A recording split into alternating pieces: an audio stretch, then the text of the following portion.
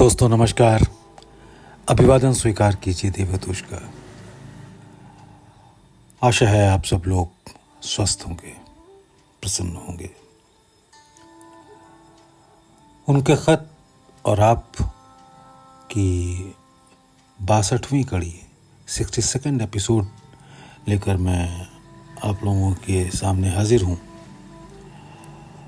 इस खत की खूबसूरती ये है कि इसमें अभ्यासी भाई ने जो सवाल हज़रत क़िबला बाबूजी साहब से किए वो ख़त भी अटैच्ड है कि क्या क्या सवाल थे।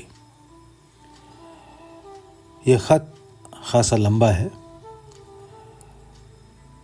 बेहतर होगा कि मैं इसको 2 या 3 हिस्सों में पढ़ूं। इसमें दो लफ्ज़ आए हैं, तहरीक और हरकत।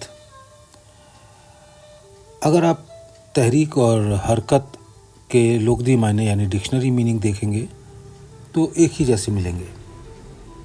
तहरीक माने मूवमेंट, एजिटेशन, मोशन, और हरकत माने एक्शन, हरकत में आना, है ना, एक्शन में आना। लेकिन इन दोनों का इस्तेमाल यूज़ बहुत खूबसूरत तरीके से बाबूजी साहब ने अपने जवाब में किया है। और इसमें बहुत सारे उर्दू लफ्ज़ भी आएंगे जवाब में। मेरी कोशिश ये रहेगी ताज़-बे-ताज़ जहाँ तक मेरी क्षमता है कि मैं उनका हिंदी अर्थ आप लोगों को बताता चलूँ। पहले सवाल पढ़ते हैं। सवालात जो पंडित जी ने दिनांक 22 जनवरी 1949 को दरियाफ्त किए थे। सवाल नंबर 1, क्या भगवान कृष्ण और रामचंद्र जी महाराज के मन था या नहीं? मन से मुराद अंतःकरण से है। सवाल नंबर 2, क्या योगी लोग अभ्यास के जरिए मन का नाश कर डालते हैं या नहीं? शास्त्र में फ़कत मनोनाश लिखा है, इसका क्या मतलब है?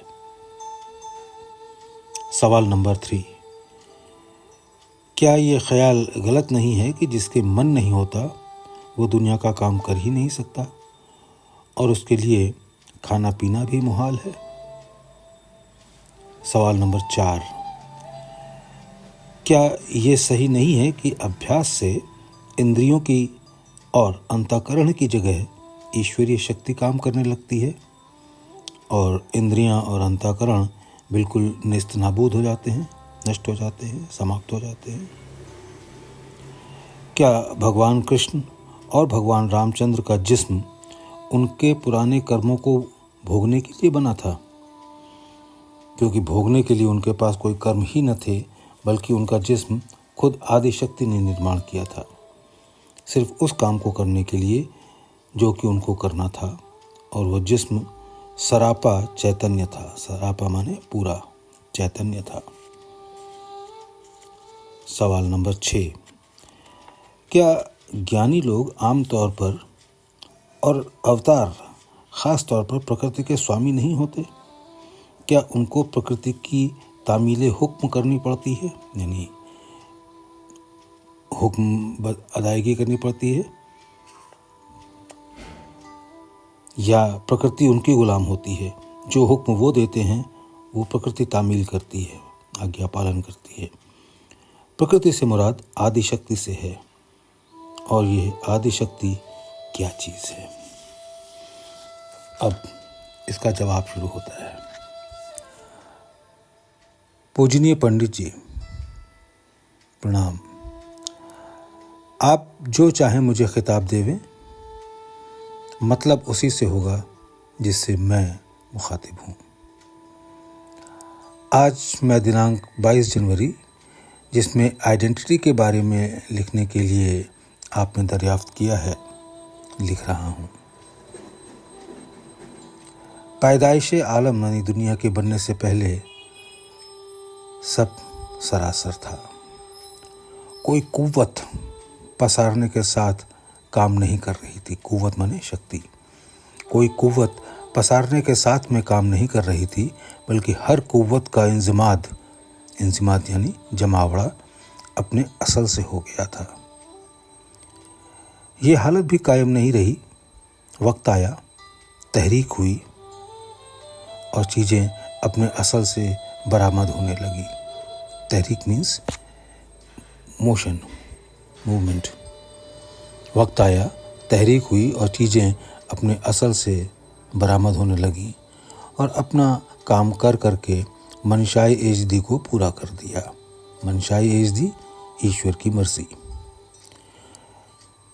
उनकी तह में क्या था जो जुहूर का बायस हुआ। जुहूर माने प्रकट होना, बायस यानी कारण। उनकी तह में क्या था जो जुहूर का बायस हुआ।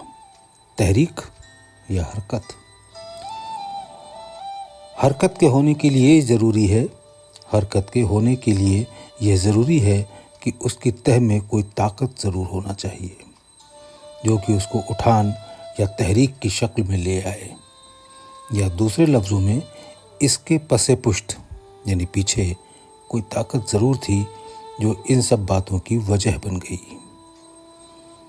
इससे साबित होता है कि हर चीज़ की बिना यानी बुनियाद हरकत है, और हरकत की बुनियाद वह चीज़ जो उसके पसे पुष्ट है यानी पीछे है। जो चीज़ की हरकत के पसे पुष्ट है, दरअसल वही बुनियाद पैदाइश आलम की कही जा सकती है। पैदाइश आलम दुनिया के निर्माण की कही जा सकती है। जब तक दुनिया कायम है उस चीज़ की मौजूदगी लाजिम है, ज़रूरी है। इसके अंदर इंसान भी आते हैं, हैवान भी और अवतार भी। अवतार इस पसे पुष्ट ताकत से बाहर नहीं जा सकते। ये ज़रूरी है कि उनके पर्दे चाक होते हैं। चाक माने चाक होना मतलब टुकड़े टुकड़े होना। उनके जो पर्दे होते हैं वो चाक होते हैं और हम लोग गिलाफ दर गिलाफ होते हैं।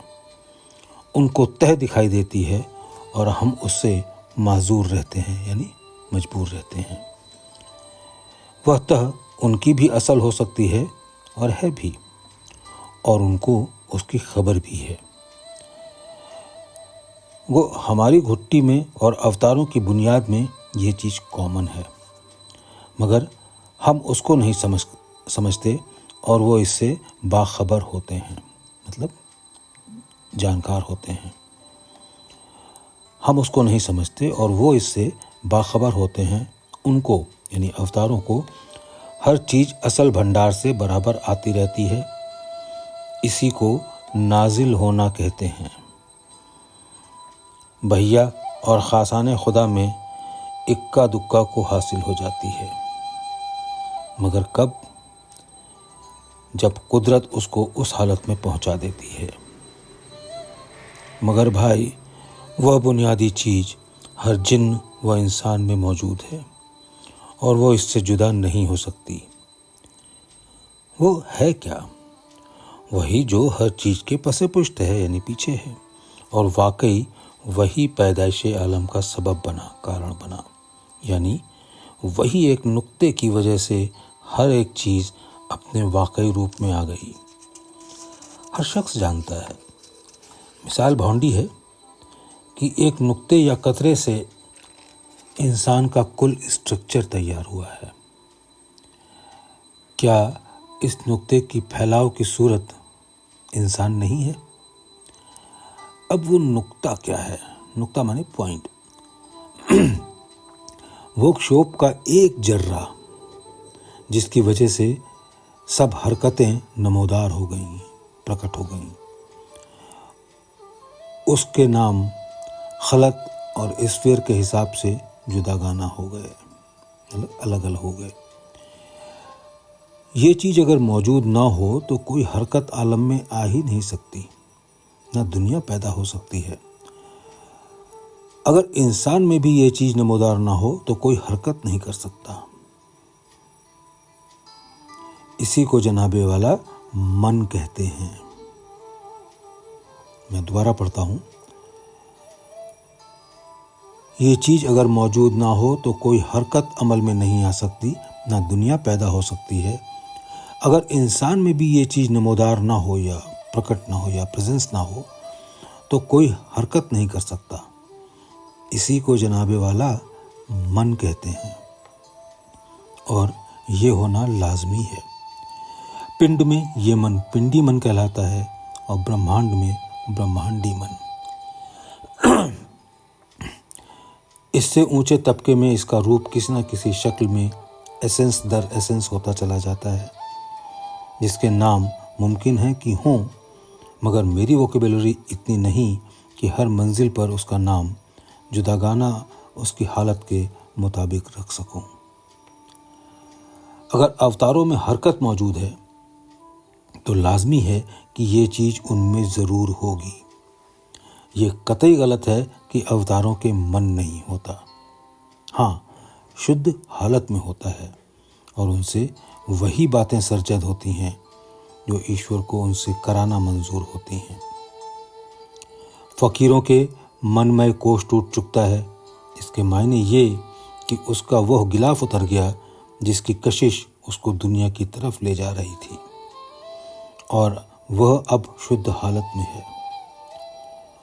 कोष गालिबन 5 होते हैं और ये पांचों तोड़ दिए जाते हैं, तब आदमी निखर के साफ होता है।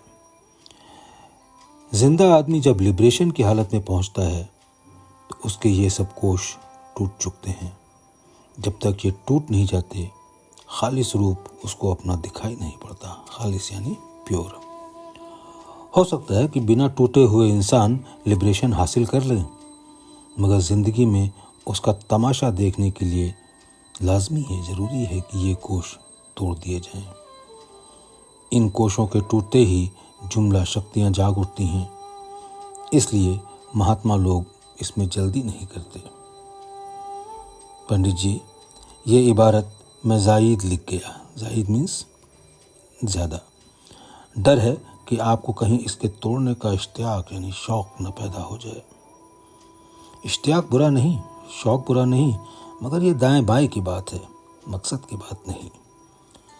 हमको अपने मकसद से कभी नहीं हटना चाहिए और उसी को हासिल करने में कोशा रहना चाहिए, लगे रहना चाहिए। इससे सब कुछ हो जाता है। लोग बरसों तक इन कोशों को तोड़ने की रियाजत करते हैं, मेहनत करते हैं। मैं समझता हूँ वो सख्त गलती से हैं और अपने मकसद से हटे हुए हैं। मजनू के लिए बेहतर सौदा जुनून हो सकता है, पागलपन। अगर ये सौदा आप भी पैदा कर लें तो लैला के आने में देर नहीं लगती, या यूं कहिए लैला बनते देर नहीं लगती। बस यही बुनियाद कुल तरक्की की है। आमदम बरसरे मतलब। अब मैं विषय पर आ रहा हूँ। जनाब ने फरमाया कि महात्माओं के मन नाश हो जाता है। मैं इसका मतलब ये समझता हूँ कि उसकी तोड़फोड़ हो जाती है। तोड़फोड़ किस चीज़ की हो सकती है? वो जो बनी हुई है। बनी हुई चीज़ क्या हो सकती है? वो ठोसता यकुना जिसने उसको अहाता यानी घेरना या मुक़य्यद यानी कैद कर लिया है। इमारत मिस्मार हो जाने पर ज़मीन फिर भी बाकी रहती है। मिस्मार माने डिस्ट्रॉय, नष्ट। इमारत मिस्मार हो जाने पर ज़मीन फिर भी बाकी रहती है। इमारत का पता जरूर नहीं रहता, आराज़ी बाकी रह जाती है। अब आप खुद तस्फिया कर लें, फैसला कर लें कि मन नाश हो जाता है या उसकी सूरत बदल जाती है। मैं यही कहूँगा कि उसकी सूरत बदल जाती है और उस पर जो ईंटें चढ़ चुकी थीं वो अलहदा हो जाती हैं। अगर आप इस आराज़ी को दूर करना चाहें तो लाजिम है कि पसे पुष्ट यानी पीछे ताकत जो इब्तदा में हरकत से पहले थी उसको दूर करें। वो तब दूर होगी जब उसका पसारा ख़त्म हो जावे। बाकी अगले हिस्से में।